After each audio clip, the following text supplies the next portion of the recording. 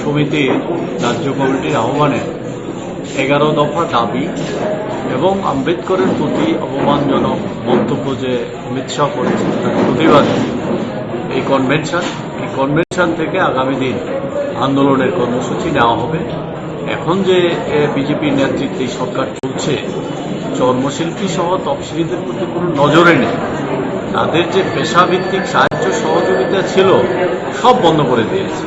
তাদের বাদ্যযন্ত্র বিতরণ করা, চর্মশিল্পীদের কাঁচামাল সরবরাহ করা, অন্যান্য সুযোগ সুবিধা সব কিছু থেকে বঞ্চিত করা হচ্ছে। রেগাট ওয়েবের কাজ নাই, সরকারি কর্মসংস্থান নাই, চাকরি নাই, সমস্ত দিক থেকে একটা চরম সংকটের মধ্যে আছে।